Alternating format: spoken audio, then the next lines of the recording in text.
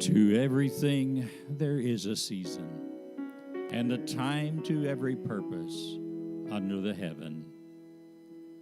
A time to be born, and a time to die. A time to plant, and a time to pluck up that which is planted. A time to kill, and a time to heal. A time to break down, and a time to build up. A time to weep, and a time to laugh. A time to mourn, and a time to dance. A time to cast away stones, and a time to gather stones together. A time to embrace, and a time to refrain from embracing. A time to get, and a time to lose. A time to keep, and a time to cast away. A time to rend, and a time to sow. A time to keep silent, and a time to speak. A time to love, and a time to hate. A time of war, and a time of peace. Hello, I'm Joe Roberts, and this is the Mayfield Friday Time. I've been reading from Ecclesiastes chapter 3, verses 1 through 8. Well, we want to welcome you back to this October 22nd Mayfield Friday Time. I'm Joe Roberts, your host for the Mayfield Friday Time, and with me is our producer, Jamie Roberts. And as I say each week, you will not see or hear much from him as he's in the background, making sure that we're functioning and getting out as we should. Without his talents, this program would not be able to continue. And I tell you, we really appreciate him. Our co-host tonight, Pastor Bernie Dixon, is not with us, and he will be hopefully with us back again next week. Our online with. All right, I started to say that our guest co-host is on the line, but I think we just lost him. Anyway, we'll get him back in just a bit. Our other guest co-host, Pastor Dan Curtis, will be with us on the second half of the program. And the second half of the program, we are going to discuss tithing. And I've given warning to all these brethren to be ready to discuss that. So at the top of the hour, after our intermission, we're going to be studying and discussing the subject of tithing. Is it scriptural? Is it applicable to people in the New Testament? Is it applicable to us today? Well, we're going to share the insights of these other brethren that will be joining me online in just a little bit. And we're so glad that you have tuned in with us this evening. And we have several things lined up for you this evening that besides our top of the hour subject. And our desire here at IMBM Ministries is to be a blessing to you this evening. And so we trust that God will bless. All right. I don't know whether our co-host, guest co-host. Can you hear me? Brother John. Yeah, I hear you now, brother. Okay, you may not be able to see me. That's God's blessings on you. All right, we can John, hear you. Turn your mic up, please, sir. Turn your mic up. Okay.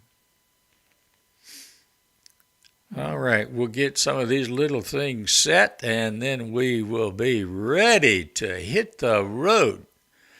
All right, our guest co-host, Brother John Raish, has some things for us to consider, probably. Brother John? One moment. All right. Working with my microphone right now. Technology is so sweet as long as it works. Almost every time before we go on air, we have some kind of technical problems to solve before we can even get on the air. You wouldn't believe what goes on behind the scenes sometime, and really the effort and the knowledge that it takes to put on a program like this. I'm glad all I have to do is just run my mouth, but Jamie is the one that has to figure out all these technical things and keep everything going for us. Hey, we got Brother John on. We can hear him now. All right. Brother John is on, and we can hear him. Are you there, brother? Yes, I am. All right. Everything I have concerns the tithing. So we're going to hold off on that to the second part of the hour. Right. So give me just a second, and I'll be right back with you on that, on something else. I don't know if you've noticed this or not, but they say that they've got 12 members of the House of Representatives, Democrats, that have decided to retire instead of trying to run for Congress again. It's up to that many now? Yes, it's up to 12 now, and they say it's because they think they're going to lose the majority. Which they probably will. Unless they do the same thing in 2022 they did in 2020. And it looks like they don't believe that can happen again because I saw the list. I didn't see anybody on there that really stood out, which means basically it wasn't any of the newsmakers or anyone from my district, which I'm represented by a Republican, thank you God, and they're not ready to resign just yet. But there's a lot of things going on in the political field. There's also a lot of stuff going on with what I call Cooties 19, the COVID that's going on. We had the doctor that I go to, who shall remain nameless this time, his whole staff walked out on him Thursday, which was the day I had my appointment to see him, which is how I found out that they walked out on him. They wouldn't go into detail except that that's what it was about. And it's just amazing with all the misinformation that's going on out in the world today that people aren't taking the time to research and to find out what is real and what is not. The NIH has just come out and said, yes, you know what, we did fund the Wuhan clinic for the basically for COVID, and which proves that Dr. Fauci lied in front of Congress. Now, because Fauci is who he is, I would like to think that he's still going to be held accountable. But nowadays, that doesn't always seem to be the case. Yeah.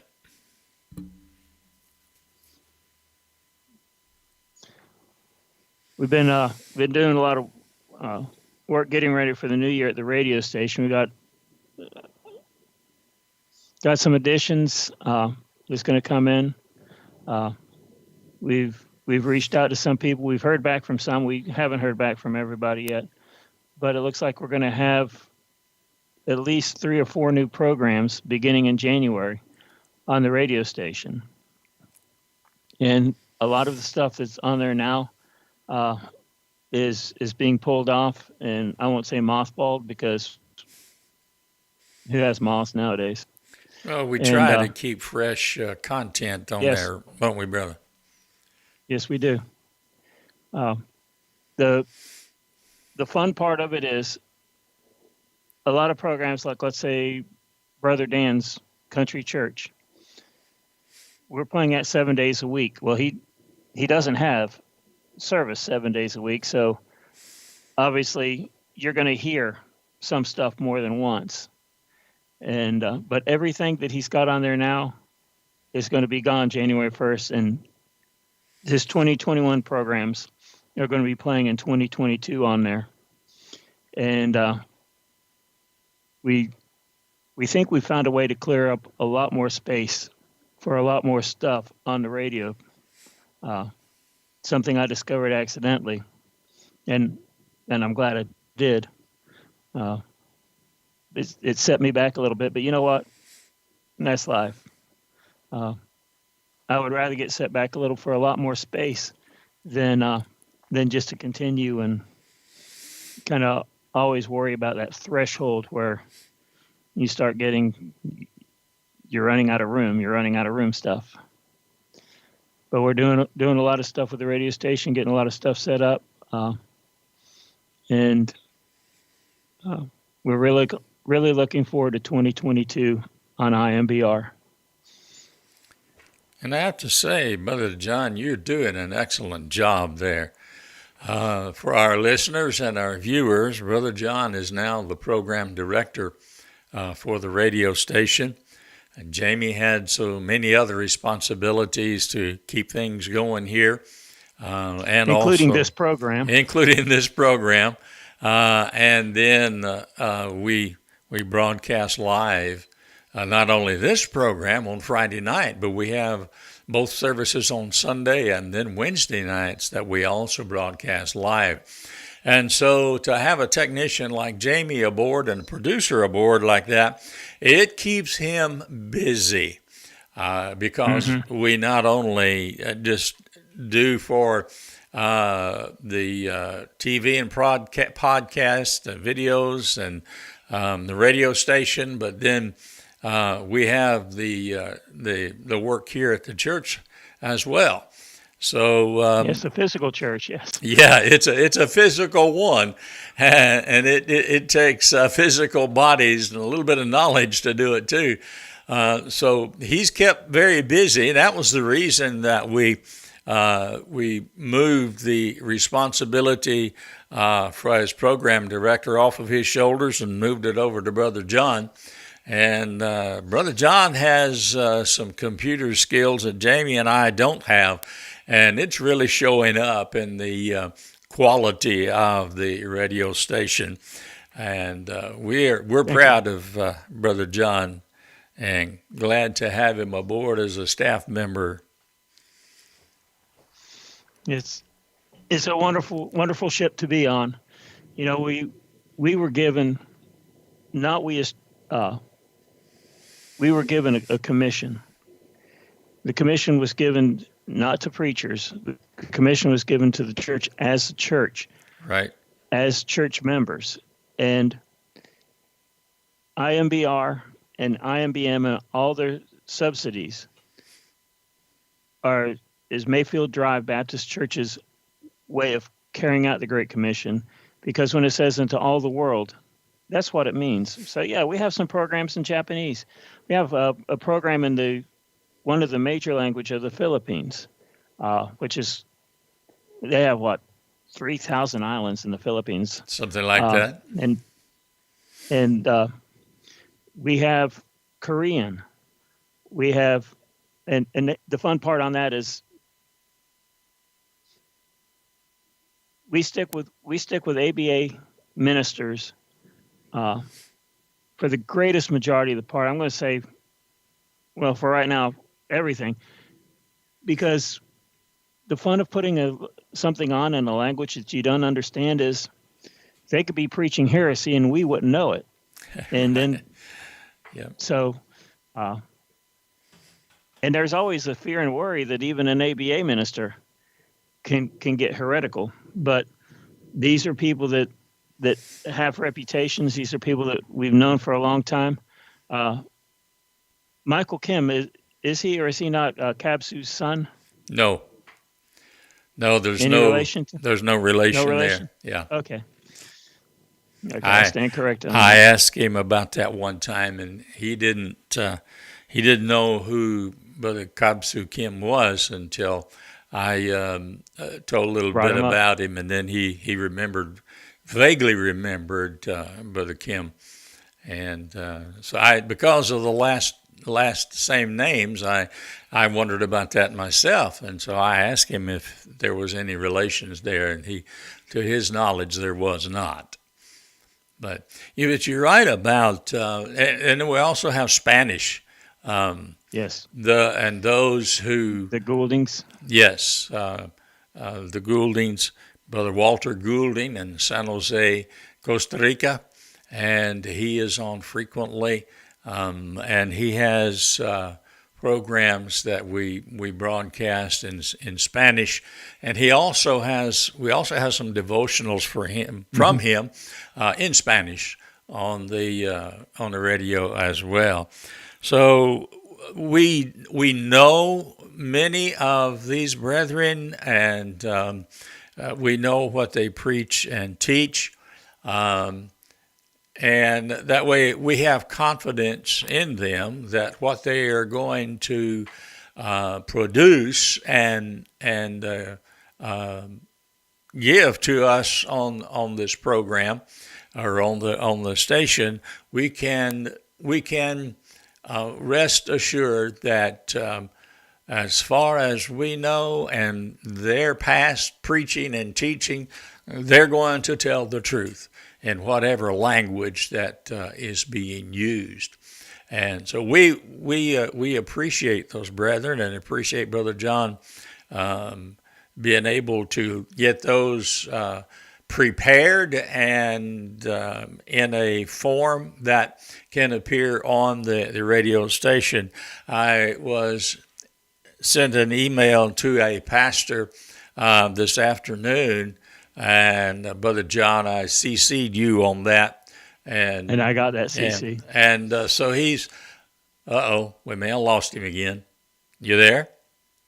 Yes, can you hear me? Yes. All of a sudden. I did I did get that CC that you sent out. All right, good. It's always fun when you send out a letter like that to someone named John, and I got it as a CC, and I look up, I saw my name up there at first. It's like, but then the first sentence told me that okay, I knew which John he was talking to then. That's right. Anyway, I explained a little bit about the ministry and about a little bit about what we do, and hopefully we can get him scheduled in probably in 21. Or 22. Or 20. I mean 22. Yeah, instead of 21, 22. I think Brother John Scott would be struggling to get him scheduled in this year already. Yeah. Since he's scheduled out to the end of the year. Yes. He's just messing with my head, which is real easy to do. Exactly. We're Brother Joe's throwing some jocularity in there since Brother Bernie's not here tonight, trying to mess with somebody's got Brother to John cover Scott. for him. Yeah. Somebody's got to cover for him. Yeah, he has been with his wife down in Florida, and was supposed to be back sometime today or tomorrow. But anyway, Sister Twana's mother is in a nursing home, and so she has to go down and check on her every once in a while. So that's why that he's not able to be with us this evening. And in this case, no news is good news. Exactly. That's for sure. So I know of at least two pastors providing that this one that we've been in touch with and going back and forth with right now, providing he gives us permission and he comes on board. And then Brother Gary Wilson from the Hopewell Missionary Baptist Church in Cunningham, Tennessee, will also be joining as one of our speakers. So we got some 3 or 4. I've got 3 or 4 that I have the phone numbers for, and I want to try and reach them over the course of the weekend. I found them actually through Brother Dan's Facebook page. He had some churches on there that we didn't have, and I went to their site, and the ones that are ABA, I wanted some of them do have their ministries on Facebook as well, and I want to reach out to them and offer them the same thing. It would be great if you could naturally assume everyone's going to say yes, because if you're putting it out on Facebook, you're putting it out to reach out to people that you may not know or may not see or may never meet. But there are some people that they consider it like a private thing, to which case I've always said, Facebook's not the place you want for private stuff. Ask a lot of these celebrities that are really in trouble right now because of some of the stuff they've posted over the years. But we still seek their permission before we put it on. Right. The title that I'm looking at, that I'm drumming in my head for one of for Brother Gary's program right now, is the Heart of Heartland, or the Heart of Hopewell, I mean. And of course, I have to run that by the director of the station, which is not me, but I know who he is, and we're going to try and have everything. We are going to try to minimize moving stuff around. There might be some stuff that might go to weekends, depending on what we find, what we can put in. Because if someone has put out about 15 or 20 programs, sermons, but hasn't put anything out since then, we might move something like that to a weekend slot to open up a slot throughout the week for some of these other shows. But if we do move any, we're going to stick with moving the English shows, because the ones that are in Spanish, the ones that are in Japanese and the other languages, they're being listened to more in other countries. Brother Joe set those up, it looks like, and I could be wrong, but so that it's at a popular time in that country. And we try to do that. We don't want someone in Japan, yes. right? We don't want someone in Japan to have to get up at 2:00 in the morning, right, to listen to a Japanese program. When we scheduled those, we try to put that up in their prime time. Yeah, Brother John, when we scheduled those initially, we tried to do that at times where they would be in their daytime. So in our nighttime, yes, in their daytime. So the prime time slots for them. Well, even though we look at it and be like, man, who was listening to that at 2:30 in the morning? We also got to remember that's 2:30 in the middle of the day for them. So yes, this ministry is literally going around the world globally. One we forgot to mention, Brother John, is Thai. We have Brother Tim Sims that is Tim Sims, a missionary in Thailand, and he has had many of his messages on, and so we've been able to use his also. He is a unique presentation because he's teaching English as a second language. Many members of his church there in Thailand, they will he will speak in English, and then he will do it in Thai, and in this manner. I've noticed he breaks into a lot of English. Yes, yes. I was thinking, man, I'm starting to understand Thai a lot better than I thought because I knew exactly what he said. Something else, a lot of people don't realize is the Thai language is not as diverse as some of the others. So there are numerous words that they do not have words for in Thai. For instance, like they have one word for automobile, every automobile. Whereas in English, we've got truck, car, SUV, motorcycle, cart. They have one for motorized vehicle. I mean, it's just so then they'll break into they'll use an English word, which they understand. So that's something I get from having a former The Thai word for squid is actually hand fish because that's why they consider blamuik, and it's which as a sailor that was one of the terms I was referred to as either tahanagat or blamuik, and Well, the same is with the Filipinos. I don't remember exactly what Brother Joel Nupusino uses, but many times, and I found this in most of the Filipino dialects, that there is not a true Filipino language. They have several different dialects spread among those islands. And they don't always understand each other because they speak different dialects. But the one that Brother Joel uses, and he is Hope Hope Radio. Hope Radio. He broadcasts there. Let's see. He's not in the Manila area, but he's in a very populated area, and I hear him many times. He will be going right along, speaking in what seems like is Spanish, but in English. Not completely, but they use English quite a bit in singing. And then many of them will use the King James, and of course in English, for their preaching and teaching. So theirs is not a complete language either, I guess you would say. But hey, ours isn't either. Ours is a combination of who knows.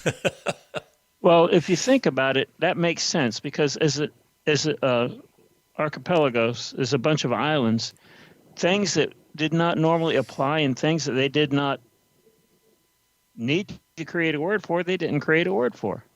True. It's a very tight-knit society, so it's a very tight language. The language has expanded because what they'll do is, quote unquote, borrow a word from another language that fits, and then that actually incorporates into the language over time. Right. You are right. Well, let's get on to. I got an article I would like to share with everyone, and we got about 30 minutes before the top of the hour. I said this last week, but it bears repeating. In the last week or even the last few months, have you gone shopping and wondered about the empty shelves in the store? Have you given much thought of it, especially concerning the grocery stores? Are there items that you're used to buying that are just not available anymore? Have you gone to the meat section of your favorite grocery store and could not find your favorite meat, only to be told that it wasn't available?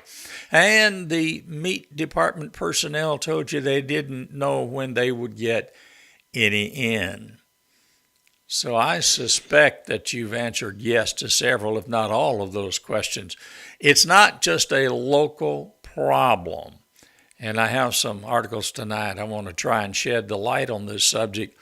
And the first article was written by Michael Snyder of The End of the American Dream. And this particular one is entitled Food Hoarding Intensifies as Fears of More Price spikes coming soon.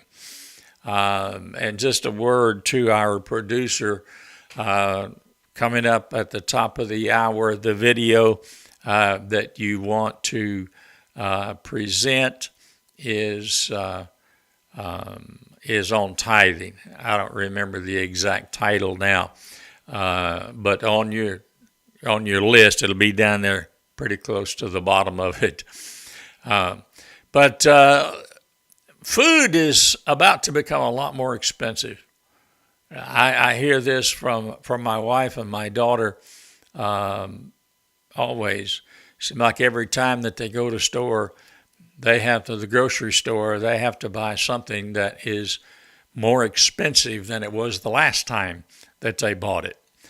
Now, of course, food prices always rise, but we Americans are about to really be shocked by how aggressively they're going to increase in the months ahead.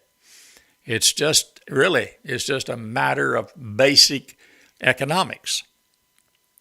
Thanks to the most epic supply chain crisis in the U.S. history, our grocery stores are having a really tough time staying stocked. Meanwhile, the more the mainstream media reports on quote-unquote shortages, the higher demand goes. When people hear that something is going to be scarce, it's only human nature to be motivated to stock up while you still can. Now, there are accusations that some people are hoarding, but the truth is we haven't seen anything yet.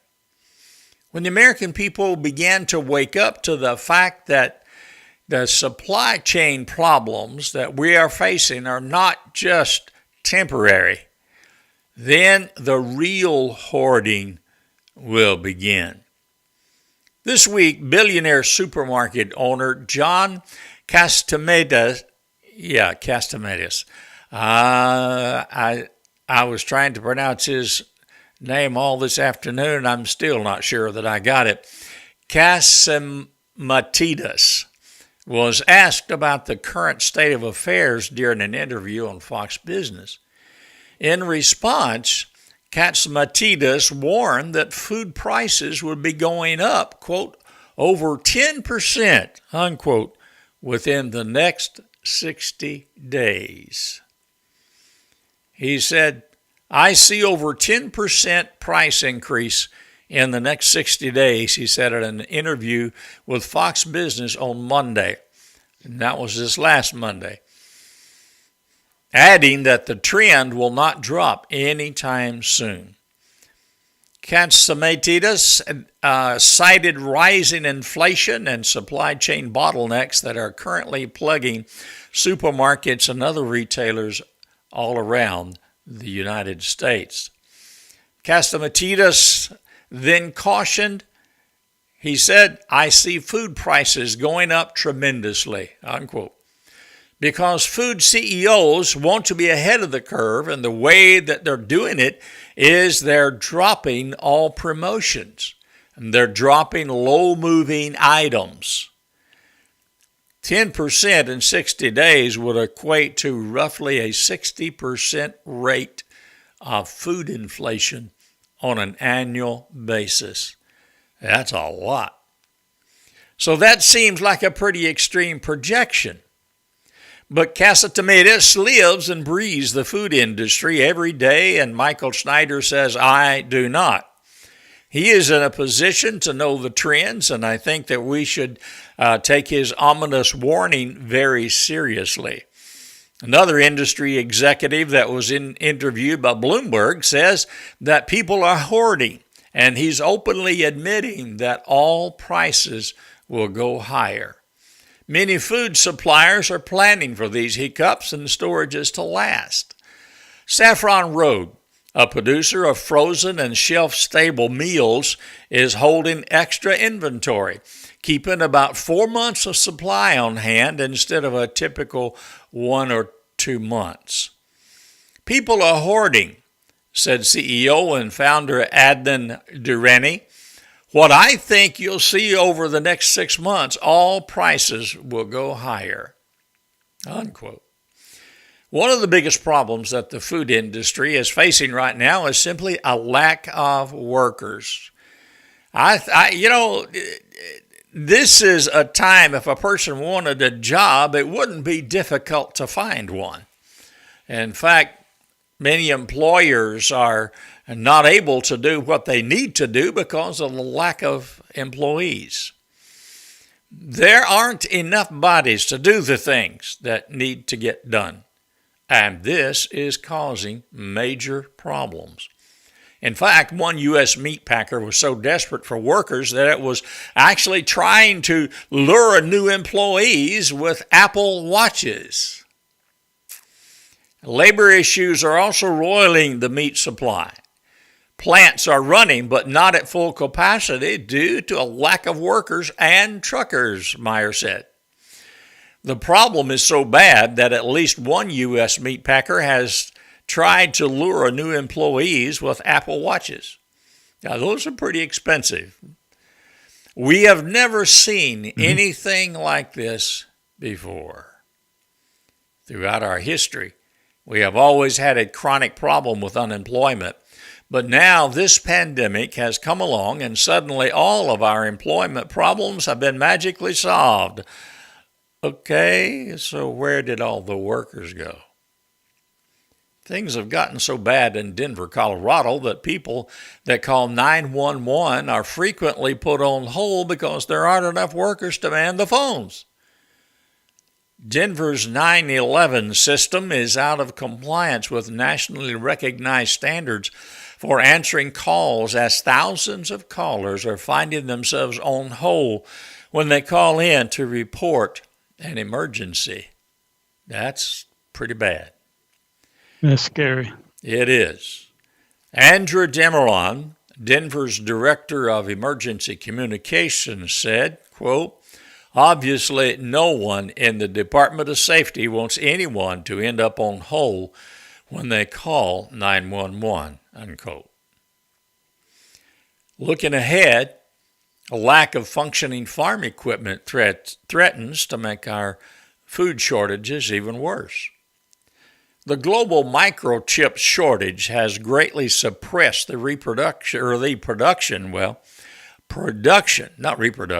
production of new farm equipment, and getting parts to repair old farm equipment has become increasingly difficult. Ask anyone who owns a John Deere. Oh, definitely. Is John Deere still in business? Do you know? You don't hear too much about them anymore. Of course, I guess if we do down here. Yeah, okay. If we were acquainted with the farm industry, I'm sure that we would.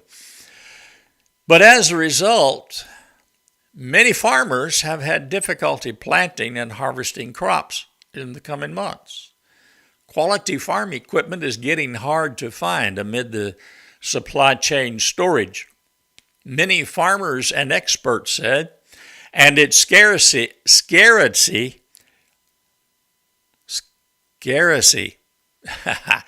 being scarce, okay, is driving up prices and raising questions about whether farmers harvest the next. Thank you, scarcity. Yeah, that's it. Thank you, producer. And raising questions about whether farmers' harvest and next year's planting season could be affected, because purchasing new equipment and parts has become so challenging. The market for used farm equipment has been turned totally upside down. In fact, many used tractors are now selling for far more than when they were brand new. We're talking about farm tractors, not truck tractors.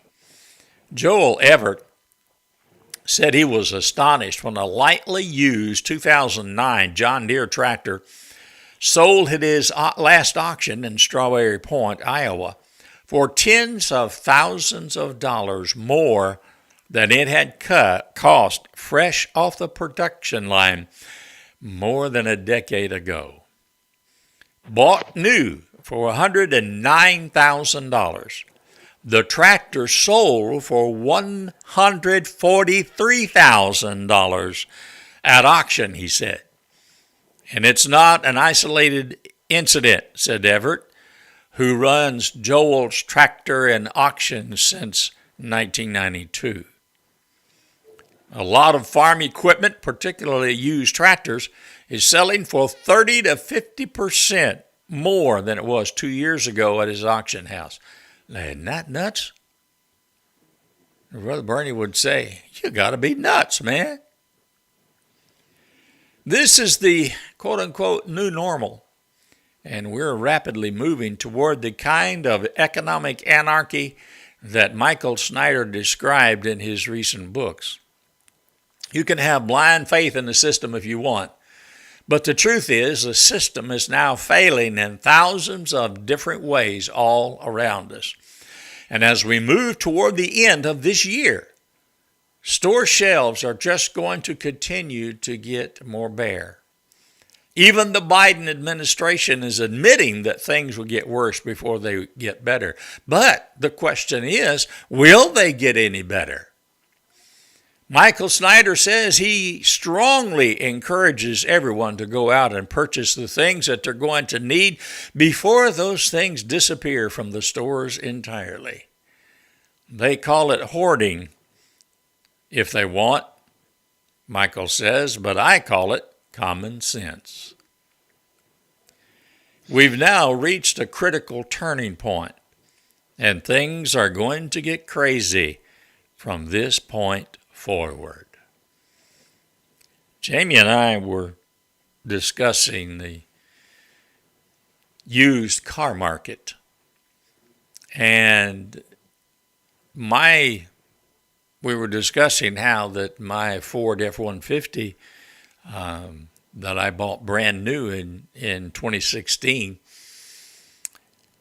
would probably sell on a used market from a dealer for about $35,000.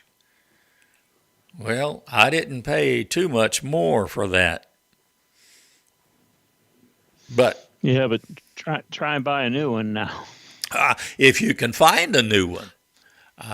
I've heard discussion from some that said you drive past a new car lot and you don't see many new cars out there. Well, the problem is that it's the shortage of chips are. There's one car manufacturer that has solved that problem. Hyundai has decided to develop their own chip. Well, that's good. Hyundai and Kia, yes. Of course, they're Japanese when all else too. Fails, the Koreans come to our aid. Oh yeah, that's right. That is Korean, isn't it? Yes. I guess here where we're located in Smyrna, Tennessee, there's a big Nissan plant here. And they're still going. They were shut down for a little while, I think. But most of these big factories do shut down every once in a while, usually annually, to do maintenance. And to get set up for the next year's version of the car. True. Very true.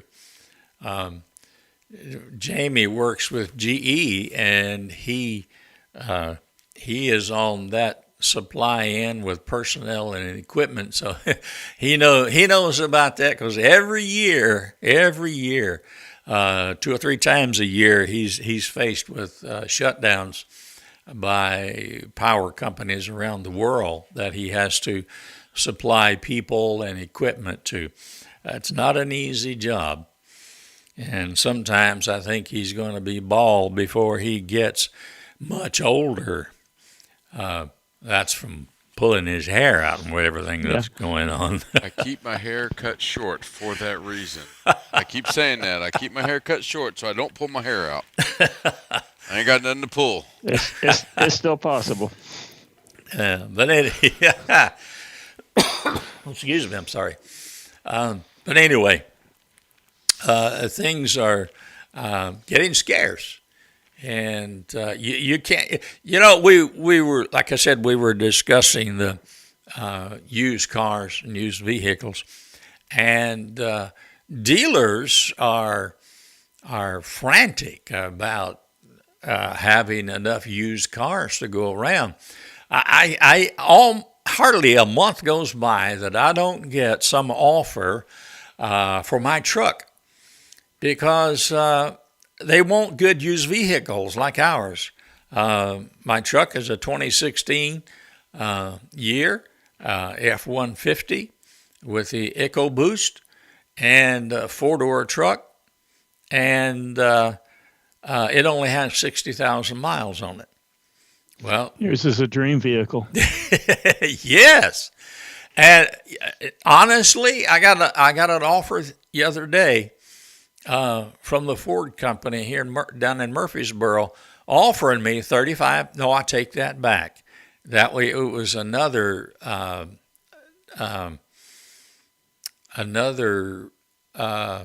company. It's a Japanese country. I can't remember which one it was. It wasn't Nissan, but it was one of the other Japanese companies that make trucks.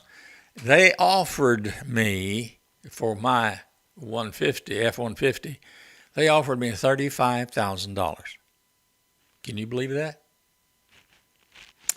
Yeah, hopefully it's $35,000, not 35,000 yen. If they offered you $35,000, I promise you they were going to sell it for close to 40. Oh, no doubt. Or more. Or more, right. Yeah. I mean, if you go to any dealership and look at the used car lot, trucks are astronomical. And I'm talking about trucks with 150 to 200,000 miles. They're asking 15,000 or more minimum for 10-year-old trucks. Right. Which is funny. Which is funny because when your dad and I were growing up, a truck was what you bought when you couldn't afford a car. It's the opposite now. Yeah, that's for sure. Well, even cars are astronomical now. And SUVs, I mean, in anything now is really just the price is climbing outrageously. You just can't hardly manage it anymore. Yeah, that's right. Well, I've got one more I think I can squeeze in before we have our break. And this is another article that was written by Mr. Snyder, and I wanted to bring to your attention entitled America's Dark Winter, Ominous Fears of What to Expect This Winter. Michael writes, we just learned that U.S. industrial production has fallen for the second month in a row. And the production of motor vehicles and parts has fallen at a pace that is extremely alarming. After adding trillions upon trillions of dollars to the national debt, all our politicians were able to buy us was a short-term economic sugar high and rampant inflation. Michael says, I hope that you enjoyed the sugar high while you could, because the months ahead are looking rather bleak indeed. You may have noticed that officials are starting to use the term dark winter, quote unquote, again. Here's one example. The nation's top infectious disease expert, Dr. Anthony Fauci, says the U.S. could be facing another, quote unquote, dark winter. Though this can be avoided if Americans get vaccinated to a, quote unquote, very high degree in the coming months. Yeah, right. I don't believe anything comes out of that man's mouth. Sorry about that. I'll get off my soapbox. And as we head toward the winter months, the word recession is increasingly starting to pop up in the mainstream media. In fact, one prominent economist made headlines when he warned that he believes that the U.S. has already entered a new recession. America has already slipped into a recession that could be as bad as the 2008 financial meltdown according to key consumer data a Dartmouth College professor has warned. David Blanchflower of Dartmouth and Alex Bryson of University College London say that every slump since the 1980s has been foreshadowed by 10-point drops in consumer indices from the Conference Board and University of Michigan. Unfortunately, we already surpassed both of those benchmarks long ago. At this point, the declines are of a similar magnitude to what we witnessed just before the financial crisis of 2008. The Conference Board has measured a 25.3-point drop in 2021, while University of Michigan has recorded an 18.4-point drop. This compares to a 19-point and a 21-point dip for the indices respectively ahead of the 2008 global financial crash. That doesn't mean that another recession is guaranteed.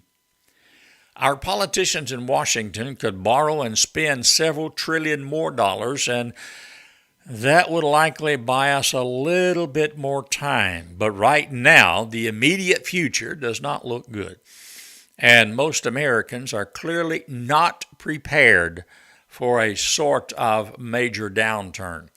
As the new recession dawns, many Americans are not prepared to weather bad economic stagnation. As of late last year, nearly 2/3 of families live paycheck to paycheck, and more than half have less than 3 months' worth of savings. A quarter have effectively none at all. Are you prepared for the economic pain of 2022? I hope so. Even now, economic conditions continue to deteriorate, and shortages continue to get worse all over the nation. The following is what one local NBC News reporter found during surprise visits to some local retailers. News 4 Jacks visited Target and Publix in the San Jose, California area. Typically where shoppers can find snacks, canned goods, and pet food, the shelves were bare and nearly empty. In Target, fruit snacks were limited. Protein bars were nearly gone too, and Lunchables were low in stock. They continued by saying, we saw the least amount of available frozen foods at Publix, and snack foods like beef jerky were running low. Auto parts are in really short supply too. We've discussed that before. If you need to get a vehicle fixed, Michael Snyder said, I would do it now because things are really starting to get crazy out there. In some cases, consumers are having to wait weeks just for one part to come in. The challenge of finding spare parts as mundane as oil filters or carpeting has forced repair shops to hoard inventory, find workarounds, and plead with customers for patience until a shipment comes in. Typical delays of a day or two have stretched into weeks in some cases, shop owners say. Michael Snyder said, I've heard from a number of industry insiders in recent weeks, and one theme that I keep hearing is that our supply chains were under a great deal of stress even before the pandemic came along. Now, he says, we are witnessing epic supply chain breakdowns all over the globe, and there aren't going to be any easy fixes. In fact, Moody's Analytics is ominously warning us that things will, quote, will get worse before they get better, unquote. Computer chip shortages, epic port congestion, and a serious lack of truck drivers. The world's delicate supply chains are under extreme stress. The supply chain nightmare is jacking up prices for consumers and slowing the global economic recovery. Unfortunately, Moody's Analytics warns supply chain disruptions, quote, will get worse before they get better, unquote. Michael Snyder said he used to warn his readers that the system is failing. A lot of people thought he was just being overly dramatic, but he replies he wasn't being overly dramatic at all. On a very basic level, our economic infrastructure is failing us, and the politicians who are now running the show are utterly clueless. The empty suits, I like the way he puts that. The empty suits in Washington can continually to throw giant mountains of money at our problems, but that isn't going to make them go away.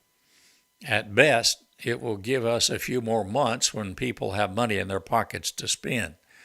It took decades for America to reach this stage, and a day of reckoning is fast approaching.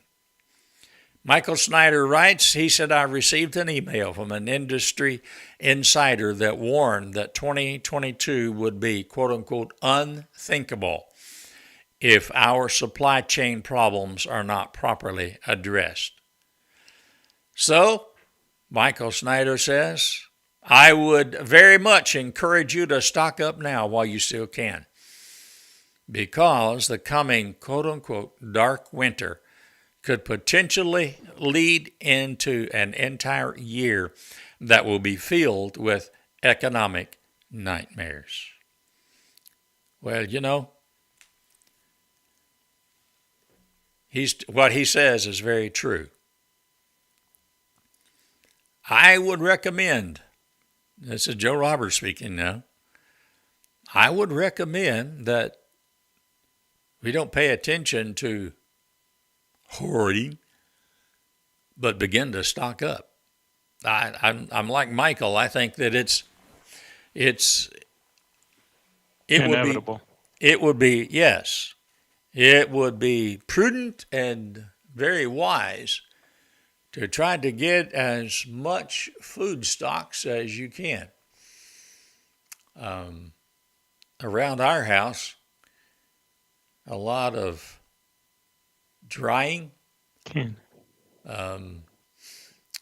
What do you call those food dryers? I just went blank. Dehydrators. Dehydrators. There you go. Yes, dehydrator. Yeah. That thing is going a lot around our house these days, and all kinds of stuff being dehydrated, simply because it's easier to retain, to keep, store, and it's easy to bring it back when you're ready to use it. My wife is doing a lot of canning right now, in addition to us trying to put back some things as well.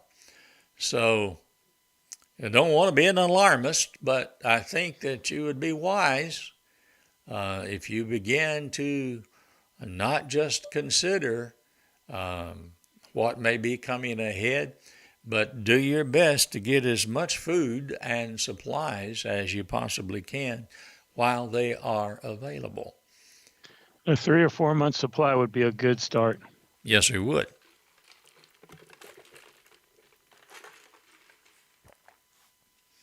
We had some. This is also a good time to start any diets. Well, you know, if things continue to progress as they are headed now, I doubt any of us would find it very hard to lose weight in the coming months. Yeah, the new diet's going to be called, Can We Afford to Buy That? Yes, that is right. Can we afford to eat today? Maybe yes. What it is. Well, all right. We are at the top of the hour, and so we're going to take a short intermission here and be back. And remember, our subject for discussion as we come back from our intermission will be the subject of tithing. So true tithing, the true meaning of tithing. and we've got a video clip to show, and then we're going to be roundtabling it. Roundtabling it, yes. I will say right now at the offset, before we even run the clip, the video that we have for you this evening, we do not necessarily endorse what is being said on that video. But in these economic times that we're in, we thought that it would be a good idea to look at the subject of tithing. Is it biblical? Is it scriptural for those of us in the 21st century? So we're going to be discussing a lot of those things, and there will be some who are going to be surprised at the answers to those questions. Yes, that's very true. I sent out a text to all these brethren to be ready to discuss that subject. Brother Dan Curtis came back and said, "Great! I think he's looking forward to it." And apparently you are too, Tony the Brother. Tiger. So, all right. Well, we're gonna have a good time when we come back, and we'll be ready to go in just a little bit. And so, Jamie, if you are ready, we'll take a short break. I would be ready if computer would respond. It decided it wanted to take a break while we were taking a break. Oh, we don't need that. No, it's still giving me the circles. Yeehaw. Well, at least we weren't bumped off the air like we were last week. Very true. Very true. Last week was very bad.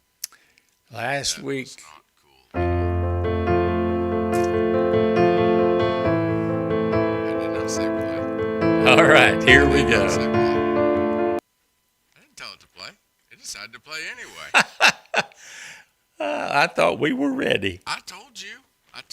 It decided it was going to freeze up and do its own thing for a minute. If you lose us on the air, I apologize. I will have us back shortly. Because I don't know what it's doing at this moment. Okay. I will play some music and we will see if we can make it work. All right. See, we need him all the time, I tell you.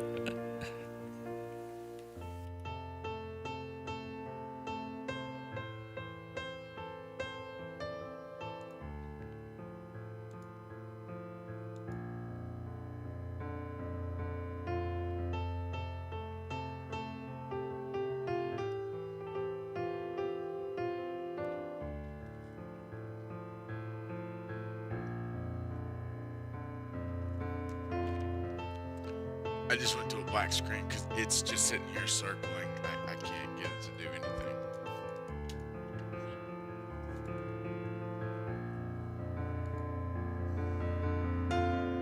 But Dan tried to call in. I can't get it.